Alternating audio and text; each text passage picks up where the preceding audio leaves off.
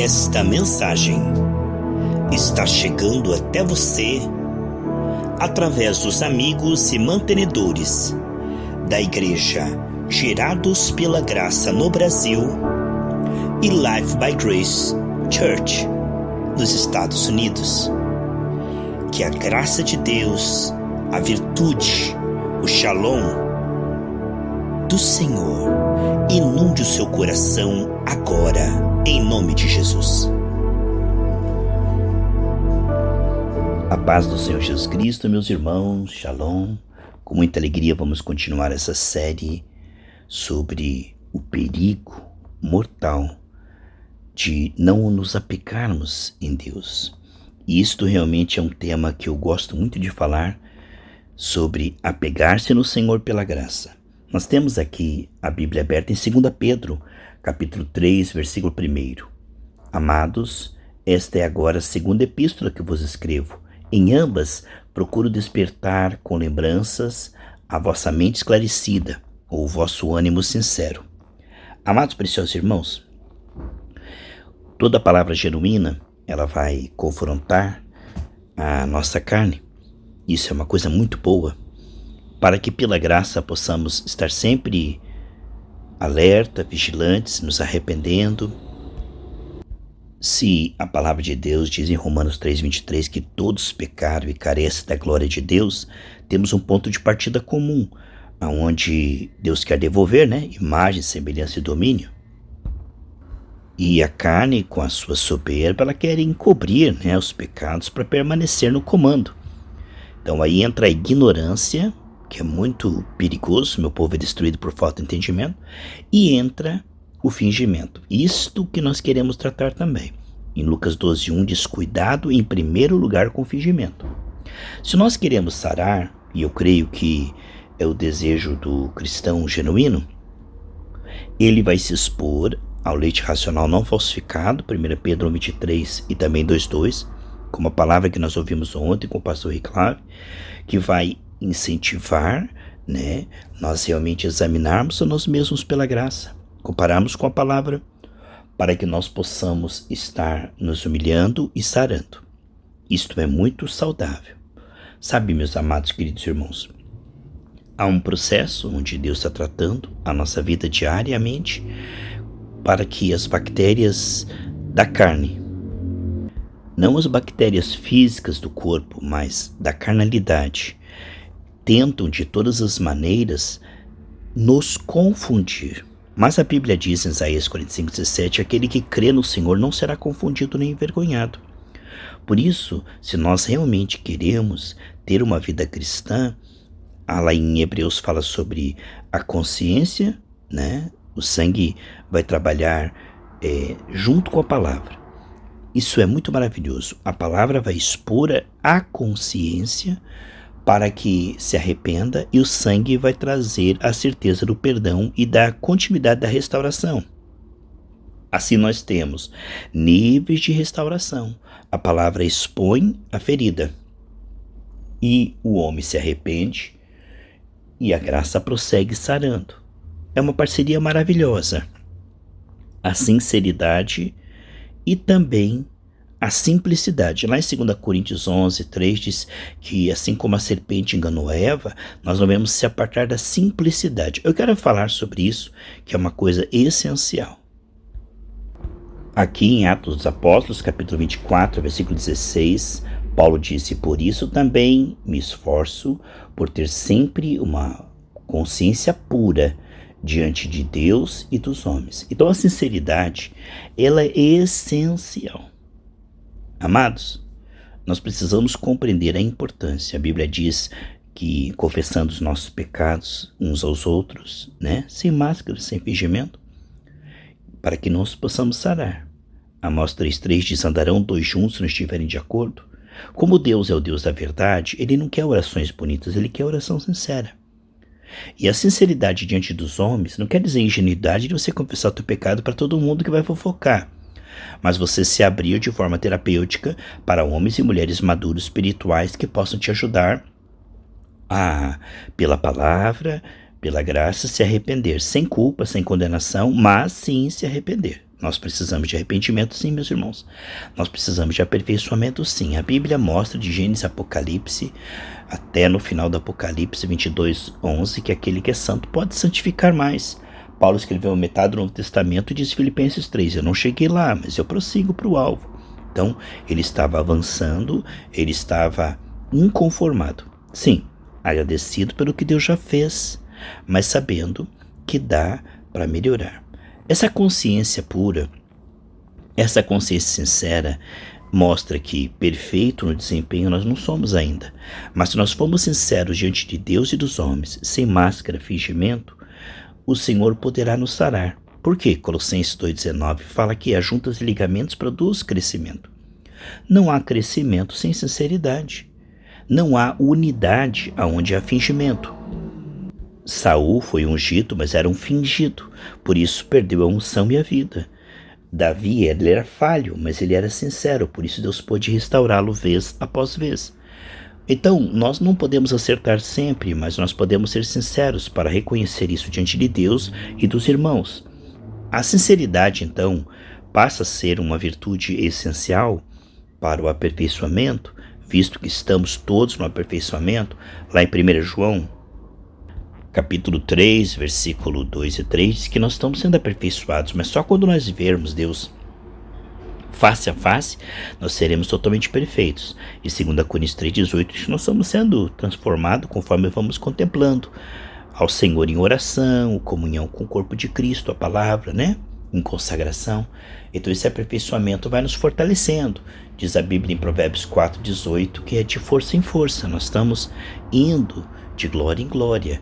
E também mostra a palavra de Deus que este processo maravilhoso da graça fala da terra boa, aquele que ouve com atenção, com humildade, mostra ali que é aquele que ouve com atenção, por isso compreende com a intenção de praticar.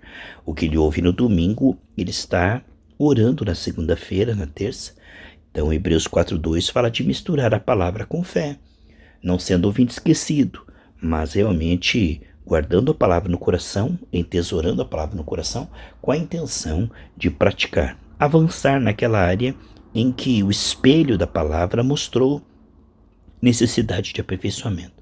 Isso é maravilhoso, porque a palavra vai sinalizando e mostrando áreas em que nós precisamos, sem dúvida, e queremos também melhorar, e o Espírito Consolador vai nos ajudar a orar em línguas, a ter ânimo para orar, meditar na palavra, ânimo para praticar boas obras.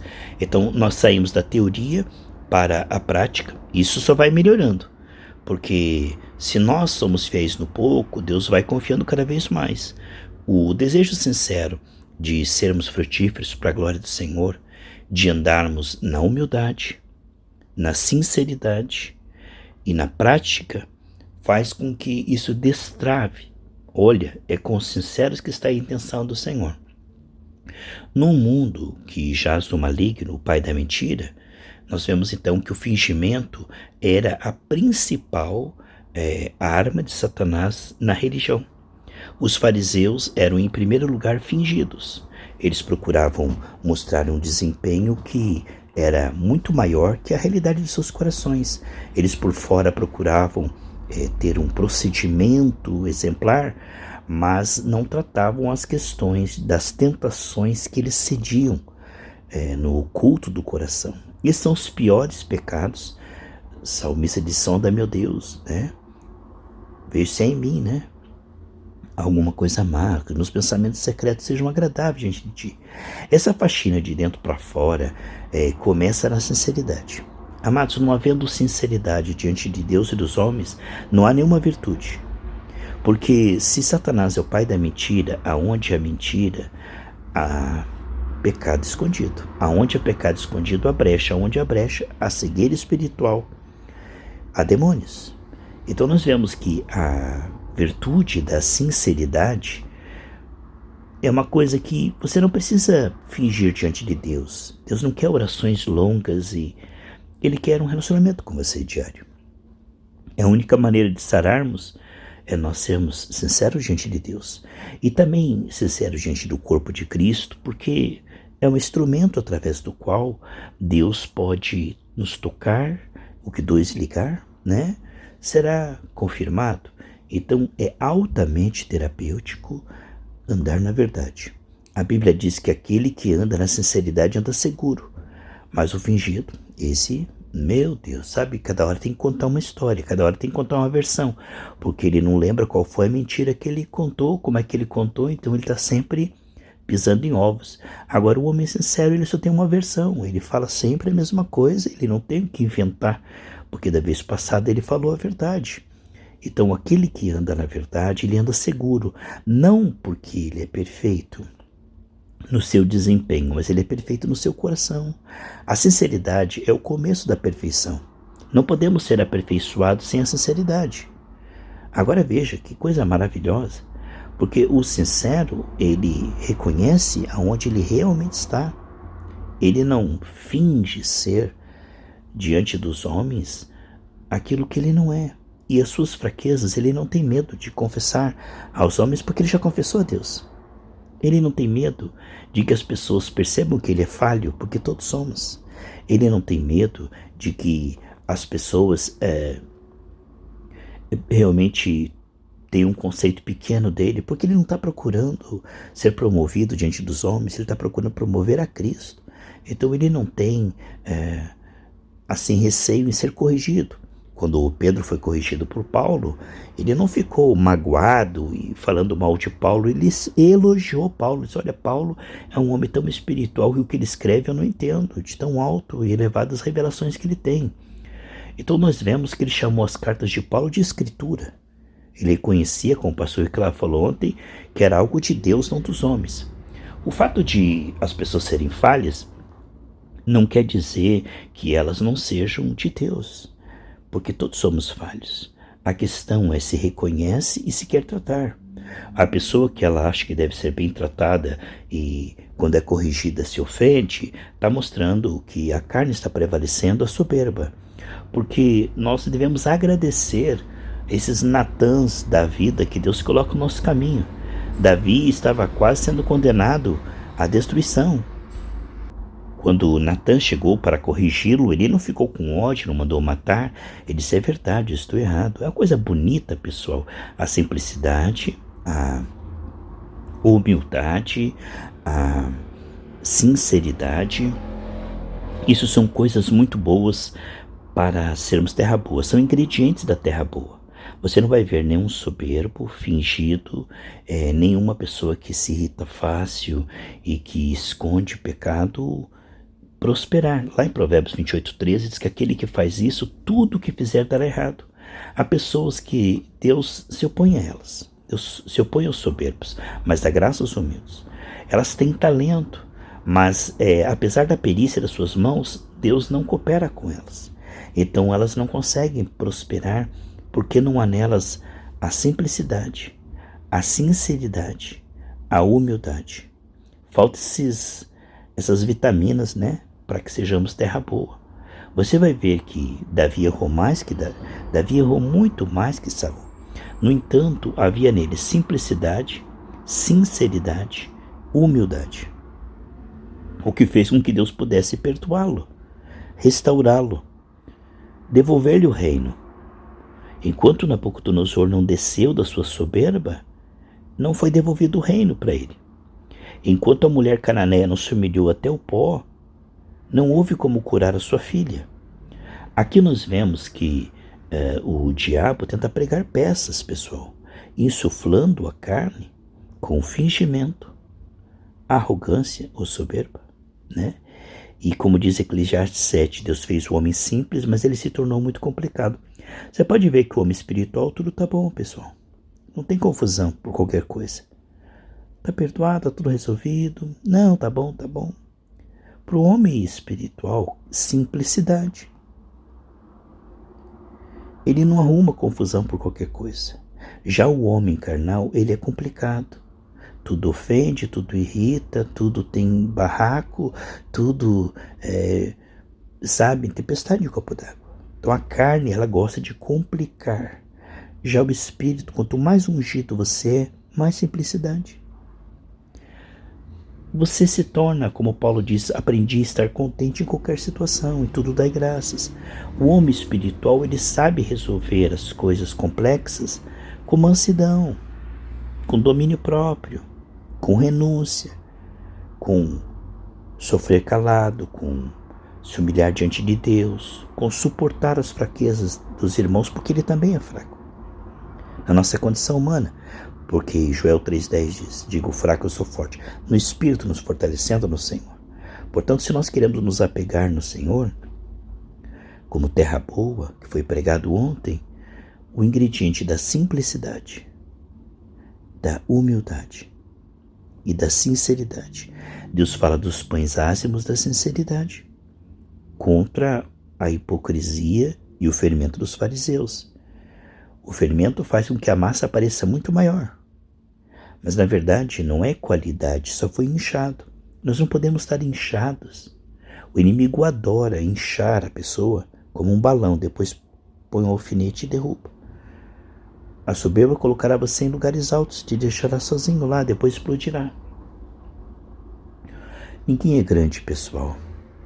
Ninguém há que possa dizer que ele é perfeito no seu desempenho. Estamos todos numa escadinha. A Bíblia diz que nós devemos suportar a fraqueza dos nossos irmãos, encorajar os desanimados, ao mesmo tempo exortar para que o pecador não adormeça confortavelmente. Bem-aventurada a igreja, que o pregador não deixa os pecadores dormirem confortavelmente, mas estão tocando a trombeta contra o pecado e chamando o pecado de pecado. Porque se a igreja começar a pregar uma teologia, um leitinho ali, como se diz, uma massagem no ego, né? Psicologia barata, os pecadores entrarão e sairão super confortáveis das lives, dos cultos, como se o que eles precisam e merecem apenas são as bênçãos, os cargos, o social. Então se torna um clube social. Agora a igreja, também como uma escola, um hospital, ela vai precisar dar o diagnóstico que a carne não quer ouvir. Quantas vezes a pessoa vai no culto ou na live na carne? E tudo que ela quer ali é uma bênção. Ela quer apenas o que a sua carne está dizendo, né? Porque a alma geme pelo Senhor, né? Mas ali a pessoa vem ali apenas buscando a bênção, né? O que ela não espera é que vai ter a trombeta que vai mostrar áreas de sujeira na carne. Eu não digo carne e corpo, eu digo carnalidade. É como se as boas notícias tivessem as más notícias ali também. Tá entendendo como é? As boas notícias que em Cristo há perdão, salvação, cura, libertação. Que em Cristo há uma nova vida abundante. Dentro dessa mensagem tem uma outra mensagem. As más notícias, se você não se arrepender, se você não se converter, você vai perecer dentro da congregação. Então, nós precisamos estar dando as boas notícias, mas também as más notícias para aqueles que estão distraídos ou enganados. Porque é interessante que enquanto o Espírito Santo quer manter o nosso espírito, né, nossa alma ali no Senhor, a carne sorrateiramente sempre está procurando, mas sempre está procurando raposinhas, espinhos, bactérias espirituais, enganar. É como o ponto cego, né? Então sempre nós estamos olhando no espelho, um cabelo está torto, não sabíamos, não tem como saber isto. Então a palavra de Deus, ela está sempre generosamente, insiste em nos salvar. É como uma bússola, né? Sempre apontando. Veja só, a palavra de Deus é assim: a carne teima em se afastar de Deus. Seu trabalho da carne, nos fazer enganar, pecar, fingir. E o trabalho do Espírito é nos trazer de volta. É nos trazer de volta. É nos trazer de volta. Isto é a humildade e o amor do Senhor, que quer nos salvar. Mas para a carne isso parece incômodo. Isso parece intromissão. Não é intromissão, porque Ele é o nosso dono. Ele nos comprou com seu sangue. Ele tem o direito de dizer aonde precisamos melhorar. O Senhor tem o direito de nos corrigir. Olha, só quem não aceitava as correções eram os fariseus, que achavam acima de Jesus. Quando nós nos colocamos acima da palavra e da correção, nós estamos na arrogância, no soberbar ao nível máximo. Quando nós tentamos nos colocar como perfeitos, como juízes da palavra e nos ofendemos, sim, quando nós nos ofendemos com a verdade, estamos num terreno muito perigoso. A carne está ganhando muito espaço. Um profeta disse para um rei: agora sei que Deus decidiu destruir-te, porque pecaste contra o Senhor e se iraste contra o profeta que ele enviou para te corrigir. Então, mostra lá em Crônicas que não havia mais remédio algum, porque Deus enviou seus profetas madrugando e pregando, e eles espancaram e rejeitaram. Então, o ponto é que quando o homem se torna irreconciliável, quando ele está errando e Deus quer corrigi-lo, ele se irrita com a correção. Ao invés de dizer, como Davi falou para Natã: é verdade, eu pequei. Em vez de ele se humilhar e dizer: não, a palavra está certa, eu que estou errado. Não, ele se irrita contra a mensagem ou mensageiro e se defende como certo. Então, nós precisamos tomar muito cuidado para não extinguir o Espírito Santo. A Bíblia diz: cessa, filho meu, ao ouvir a palavra, teimar em desobedecê-la. Se nós teimarmos com o Senhor, vamos, como Saul, que se colocou contra a espada, nós vamos nos ferir e extinguir o Espírito Santo. De tanto teimar com o Espírito Santo, a sua voz vai ficando cada vez mais baixinha. Você viu que quando Elias queria ouvir o Senhor, primeiro houve trovões, e primeiro houve barulhos, e houve terremoto? É assim, pessoal, é assim que está a nossa carne.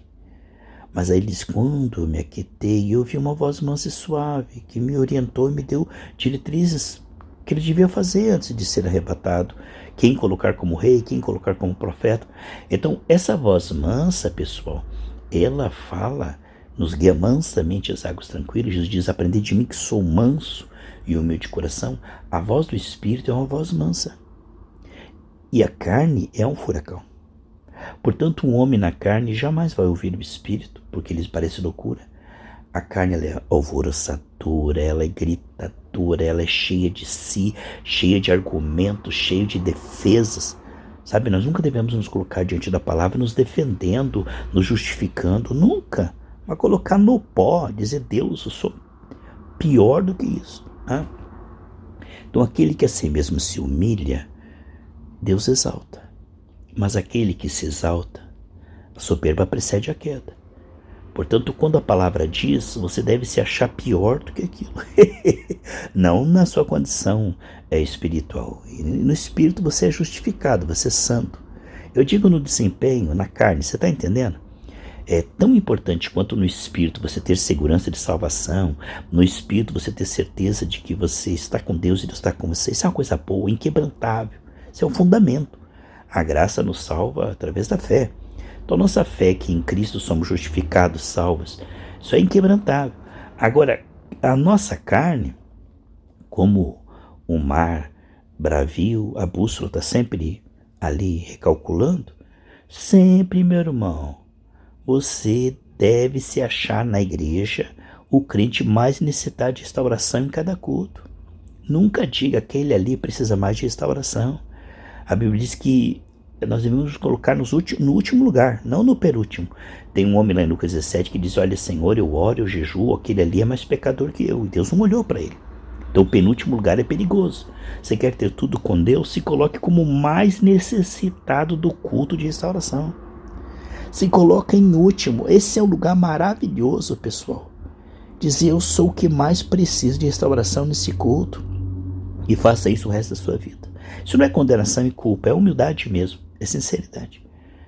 Em qualquer reunião que você tiver, não se coloque nos primeiros lugares como o mais espiritual, como o que sabe tudo. Você quer ter tudo com Deus? Você quer que Deus esteja com você?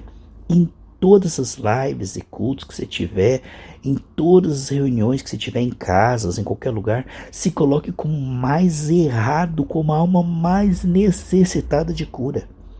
Eu tenho tido esse mistério, pessoal, durante 30 e poucos anos que eu estou na igreja, de sempre me considerar a alma mais errada e necessitada de cura. Eu nunca vejo ninguém assim que esteja mais errado e necessitado de cura do que eu. Nunca. É uma coisa que Deus me ensinou. Isso é uma coisa boa. Quero que você peça para o Senhor. Não caia na tentação de dizer, eu sou mais espiritual que aquele, eu sou mais ungido que aquele. Nunca pense assim, pessoal. Isso aí é soberba que precede a queda. Você quer continuar crescendo? Não debaixo de culpa e condenação. Tenha esclarecido no Espírito que você é amigo de Deus, que você é sincero, que Deus está com você, que Deus está se agradando de você no Espírito, sim, que em Cristo a tua salvação está garantida. Isso é uma coisa importante, essas bases, senão você nem é crente. Se você não é salvo, você nem cristão é. Se você não crê na tua salvação, você nem é cristão, é simpatizante. É apenas como o pastor Cláudio falou ontem, você é apenas uma pessoa simpatizante, você é um visitante. Porque quem não tem certeza da sua salvação não é salvo. Somos salvos pela graça através da fé, isso tem que estar esclarecido, isso é o primeiro ponto, certeza de salvação. Agora, nós somos salvos para quê? Para comunhão com Deus e santificação. Então, depois que você tem certeza de salvação, você tem que expor a sua alma à santificação como o mais necessitado da igreja, como a alma mais errada, mais falha. Isso é uma coisa boa, pessoal. Coisa boa, pessoal, é você ver a sua alma como a mais necessitada da pomada da graça. E aí você vai se humilhando, só vai crescendo. Não vai ter uma live, nenhum culto que você vai sair igual. Porque você se humilhou, Deus pôde sarar. Agora, quando você escapa da palavra, a palavra é pregada, graças a Deus estou fazendo tudo isso. Graças a Deus estou acertando sempre. Você sai daquele culto sem nada. Porque a pomada passou e você diz, eu não preciso. Mas quando você se humilha e diz, eu preciso, então a palavra te pega, a palavra te cura. Toda palavra que te pega, ela te fortalece. Toda palavra que te pega, ela te cura. Agora, quando você coloca uma capa de chuva e a palavra passa e você diz, graças a Deus, isso aqui eu estou fazendo tudo certinho, você sai do culto sem nada. Porque Jesus não veio para aqueles que pensam que são perfeitos, mas sim para aqueles que reconhecem que precisam de cura.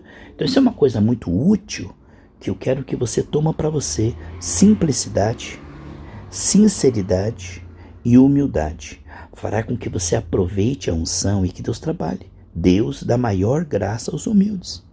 Sempre o humilde está aprendendo, crescendo, avançando de fruto para mais fruto. O soberbo está estacionado.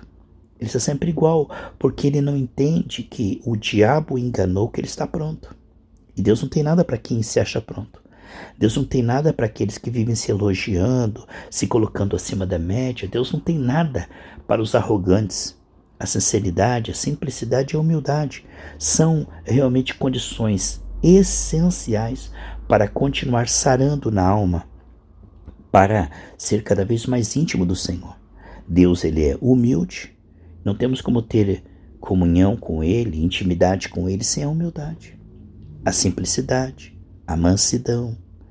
Eu quero profetizar na sua vida que essa série possa ser um marco na sua vida e você possa ter comunhão com Deus, porque não tem como ter comunhão com Deus na carne, na vaidade. Temos que entrar na dimensão, porque Amós 3:3, como eu falei, andarão dois juntos se não estiverem de acordo. O que Paulo falou, e eu citei agora há pouco atrás, procuro ter uma boa consciência diante de Deus dos homens, é essencial. Irmão, não fique falando palavras bonitas. Deus não quer, Deus quer comunhão com você. Deus não quer máscaras. E também diante dos irmãos, não finja ser quem você não é. Não procure ser um teatral, um hipócrita. Sabe, não tenha medo de que os irmãos descubram que você é falho, porque todos nós somos. A pior falha é o fingimento. Pessoal,